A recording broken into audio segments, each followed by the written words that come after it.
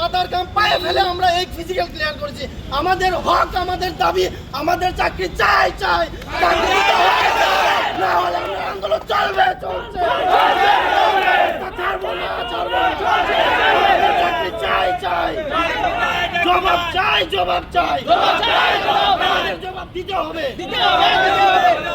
আমার মূল একটাই বক্তব্য, কেন প্রসেস ডিলে হচ্ছে? আর যদি প্রসেস ডিলে হয় তাহলে কেন মন্ত্রিসভায় আমাদের বিষয় নিয়ে আলোচনা হচ্ছে না? কেন ক্যাবিনেট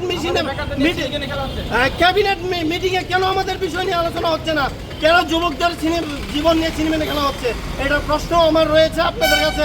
আমরা দেখছি বিগত অনেক দিন ধরে যখন প্রেস মিট হয়, কোনো প্রেস ভাইয়েরা আমাদের এই ফায়ার সার্ভিসের বিষয় নিয়ে আলোচনা করে না। আমরা কোনোদিনই দেখিনি যে স্যার ফায়ার সার্ভিসের কতটুকু এগিয়েছে, কেউ বলেননি। কেন? আমরা পিছিয়ে রয়েছি, আমাদের কোনো দাম নেই। মানে আমরা এত মাথার ঘাম পায়ে ফেলে আজকে পরিশ্রম করে এইখানে এসে দাঁড়াতে হচ্ছে।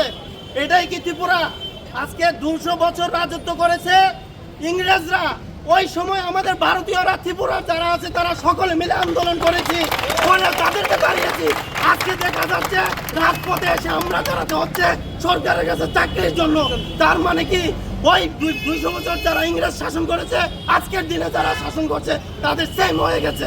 এটা আমরা চাই না, যাবো না, যাবো না।